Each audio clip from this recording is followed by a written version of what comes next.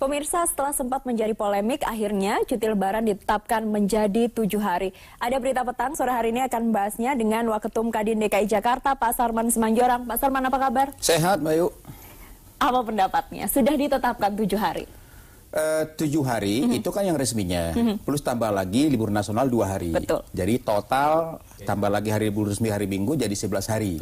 Wow gitu kan, bagi pengusaha tuh wow panjang sekali gitu kan. Bagi ya tidak pengusaha sih ya mungkin oke aja ya, tapi kita bagi pengusaha itu dampaknya sangat-sangat luar biasa gitu. Jadi ketika pemerintah mengumumkan itu, memang kita dari kalangan pengusaha mencoba memberikan masukan kepada pemerintah, kalau bisa itu bisa ditinjau kembali. Karena bagaimanapun kita lihat bahwa ini sangat-sangat tidak produktif. Ya, apalagi kita lihat bahwa dengan libur sepanjang itu tentu apalagi kalau yang bergerak di bidang industri ya manufacturing misalnya, boleh kita bayangkan jangankan misalnya satu hari, misalnya setengah jam aja, 1 jam aja berhenti, itu pabrik industri produknya udah berapa. Ini kalau sampai misalnya 2 hari libur nasional. Belum lagi ditambah libur kita yang sudah resmi 7 hari. Jadi total 11 hari, bisa Mbak Ayu bayangkan 11 hari pabrik kita nganggur, tidak berproduksi, wow kan gitu kan. Tapi sebelum hari ini pemerintah sudah melakukan komunikasi dengan pengusaha. Iya, memang gini, Bayu, sebelum pemerintah mengeluarkan kebijakan itu, memang kita kan tidak diajak. Tapi kan ketika kebijakan itu sudah dikeluarkan, baru minggu yang lalu diundang dari Kadin maupun Apindo. Ya, kita memberikan masukan-masukan untuk dipertimbangkan karena ini juga menyangkut daripada bagaimana efektivitas kinerja daripada perusahaan. Apalagi kalau industri misalnya kan udah punya target-target tertentu. Apalagi misalnya kalau produknya itu ekspor. Atau mungkin ada pesanan-pesanan tertentu ya, di mana mereka udah punya target setiap hari harus produksi sekian-sekian. Hitungan mereka kan sudah ada. Nah ketika nanti ada libur sampai 2 hari tambahan ini, tentu target mereka ini kan akan berubah semuanya. Nah ini kan akan sangat berdampak kepada pelaku usaha khususnya industri. Memang kita lihat bahwa kalau jasa kemungkinan juga nggak begitu berdampak. Tapi kalau yang namanya manufacturing, kemudian juga jasa-jasa tertentu, retail misalnya, kemudian juga logistik dan lain-lain, saya rasa itu kan juga tidak akan mungkin tidak masuk karena itu pelayanan juga kepada publik gitu loh. Baik, beberapa alasan ini arus lalu lintas agar tidak terlalu macet di arus balik Lebaran, arus mudik juga. Nanti juga dikatakan ada roda perekonomian yang lebih rata di daerah-daerah. Ya, gini, memang dari satu sisi kita lihat ada positifnya. Ya, pertama pemerintah menyatakan bahwa ini akan mampu mengurai daripada kemacetan. Ya, tapi juga jangan mengumpulkan pengusaha dong, gitu kan, dengan isu itu. Tapi kalau dari sisi ekonomi, ya kami setuju bahwa memang dampaknya pasti ada. Ya, kami tahun yang lalu kita dari Kadin DKI Jakarta membuat hitung-hitungan bahwa selama libur Lebaran tahun yang lalu itu ada sekitar 7 triliun perpindahan uang dari kota ke desa. Ya, jadi pertumbuhan ekonomi di desa itu di daerah itu bertumbuh. Karena apa? Ya biasa kan yang namanya masyarakat kita kan dia akan menabung setahun itu semua kan akan puncaknya kan pada Lebaran. Betul. Kemudian dapat bonus, dapat THR, semua nanti akan dibelanjakan ke daerah. Akan dinikmati di daerah. Pasti pertumbuhan ekonomi di daerah itu akan bergairah gitu. Cuman yang kami sayangkan adalah kenapa sih misalnya ketika pemerintah membuat satu kebijakan penambahan libur nasional itu 2 hari, ya woro-woro dulu loh dengan pengusaha. Tapi di atau diajak dulu pengusaha. Fluktuatif loh. Kenapa? Di sektor swasta ini kan liburnya fluktuatif. Nah, artinya ada kebijakan lain yang bisa diambil oleh perusahaan kan. Betul. Tapi jangan salah. Pertama ya, mungkin manajemen pengusaha akan coba berkomunikasi dengan perwakilan pekerja, buruh, serikat pekerja. Tapi kan tidak segampang itu meyakinkan Mbak Ayu. Kalau udah pikirannya di kampung, agak sulit dia pulang kembali lagi ke Jakarta, kayak sudah ingin menikmati bersilaturahmi dengan atau mungkin jalan-jalan di kampung, ya kan? Nah, itu juga akan sulit juga meyakinkan itu. Yang kedua, karena ini sudah merupakan kebijakan, mau tidak mau kalau mereka masuk kan kita uang lembur. Betul. Artinya kos lagi bagi pengusaha yang seharusnya tidak perlu terjadi. Nah, ini kan tantangan-tantangan yang kita hadapi nanti di lapangan. Nah, kalau misalnya mudah-mudahan sih harapan kami ya melalui dialog ini para pekerja-pekerja kita, para serikat pekerja kita kalau diajak manajemen perusahaan untuk masuk mudah-mudahan mengerti terutama manufacturing mungkin yang mereka punya target produksi gitu loh. Baik. Tapi kalau misalnya tidak mau pengertian juga, ya yang rugi kan pengusaha. Nah, apalagi misalnya, siap lembur, tapi misalnya uang lemburnya jangan yang standar, harus 2 kali lipat misalnya. Nah, ini kan juga hambatan-hambatan yang dihadapi oleh pengusaha. Nah, ini pernah nggak dipikirkan oleh pemerintah? Nah, ini kan seperti ini loh yang kita hadapi di lapangan gitu. Baik, kita lanjutkan perbincangan ini usai jeda. Mirsa, tetaplah bersama kami di Ada Berita Petang, kembali saat lagi. Ya, Mirsa, Anda bisa berpartisipasi bersama kami melalui telepon interaktif di 02151555111. Pak Sarman, saya kembali ke Anda. Jadi teringat quote, katanya pekerja ini juga butuh liburan, refreshing, agar nanti ketika kembali bekerja fresh dan lebih produktif. Anda, apakah dari kalangan pengusaha juga melihat ini ketika momentum libur panjang lebaran, rileks di kampung halaman masing-masing, kembali ke Jakarta semangat lagi untuk mencari uang? Kalau kita lihat ya, libur-libur nasional menjelang lebaran dari tahun ke tahun, saya rasa 7 hari itu sudah sangat-sangat ideal sebenarnya. Sudah sangat-sangat ideal, ya kan?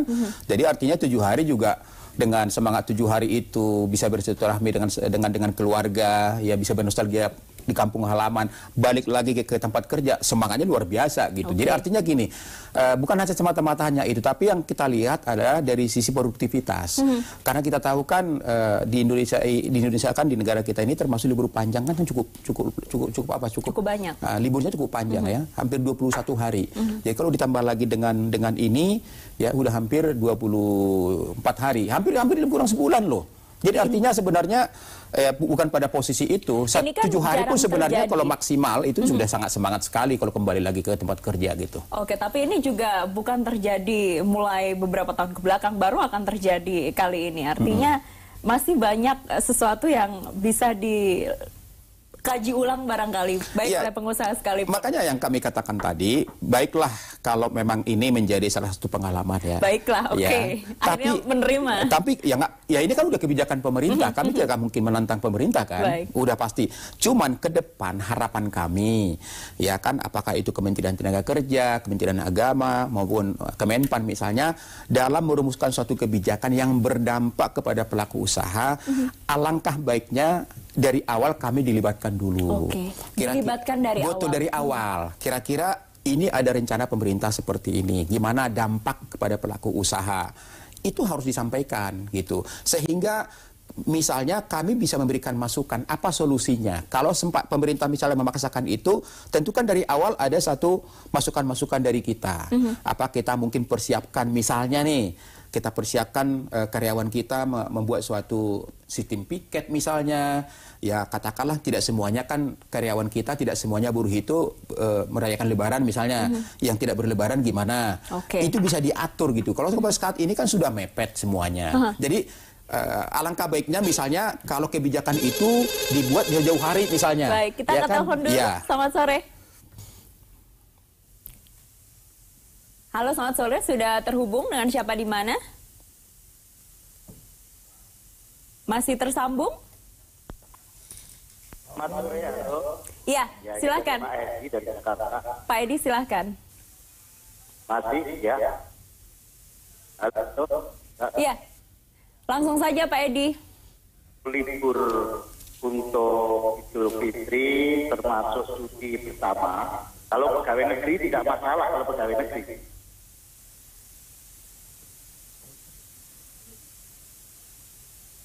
Pak Edi.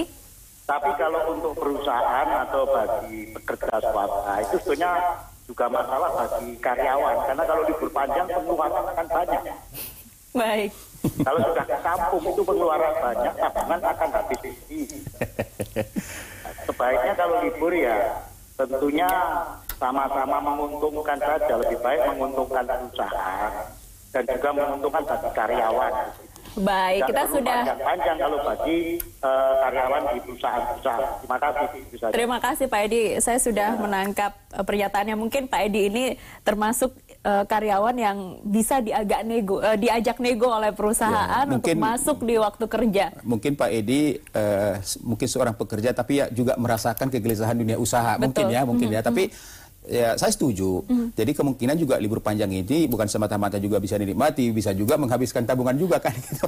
Itu barangkali yang saya rasakan juga ya, Nah, ketika gitu kan. libur panjang nih pergi ke kampung halaman pasti ada banyak kos yang harus dibayar. Pak Sarman, komunikasi apakah sudah dilakukan oleh kalangan pengusaha terhadap serikat pekerjanya? Tentu dengan kan pemerintah berjanjikan baru hari ini ya diumumkan tadi sudah kita dengar ada 8 keputusan yang telah disampaikan, salah satunya adalah khusus di sektor swasta akan terjadi libur fluktuatif. Jadi artinya mungkin pelaku-pelaku industri ya dengan kebijakan ini ya mungkin mulai per hari ini atau mungkin sebelum kita memasuki bulan puasa atau selama bulan puasa mungkin akan terjadi negosiasi, akan terjadi komunikasi antara serikat pekerja atau perwakilan pekerja dengan manajemen ya sekiranya bagaimana kalau misalnya mereka bisa masuk tidak sesuai dengan yang dibuat kebijakan pemerintah. Nah, tentu ini yang kami harapkan adalah adanya suatu kesadaran daripada pekerja. Ada suatu kebersamaan, terutama saya katakan tadi, kalau misalnya sebuah industri manufacturing, bahwa mereka punya target produk yang harus dihasilkan dan harus memasarkan masuk. Nah, kesadaran ini yang kami harapkan dari pekerja nih, ya supaya mereka juga bisa masuk dengan sesuai diharapkan, bisa memproduksi, ya monggo-monggo juga tidak menuntut uang lembur yang berlebihan lah gitu kan. Tidak menuntut uang lembur yang berlebihan. Tidak hanya gitu. di sektor industri, sebenarnya di media pun seperti itu ya, Ya pekerjaannya. Ada penelpon lagi, satu penelpon terakhir. Halo, selamat sore.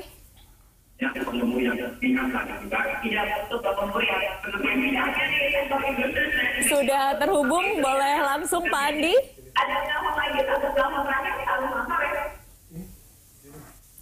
Terputus teman-teman?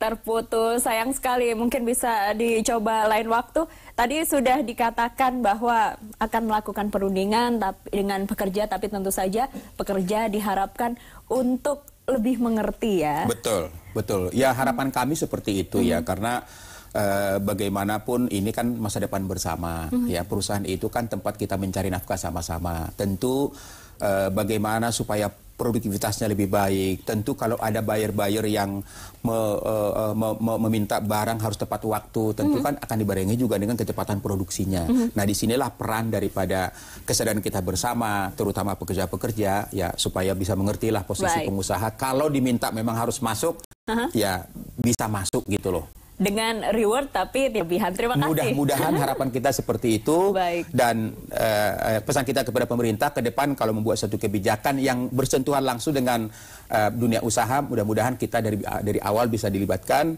pelaku usaha bisa dilibatkan, sehingga nanti kebijakan itu tidak pro kontra, tapi efektivitasnya bisa dirasakan di lapangan. Baik, terima kasih Pak Sarman. Tentu saja Baik, kita Bayu. juga berharap agar kebijakan ini membawa manfaat untuk semua pihak ya. Betul. Pemirsa, salah seorang anggota DPR RI yang terjaring OTT KPK ditahan untuk 20 hari ke depan. Informasi selengkapnya akan hadir usai jeda.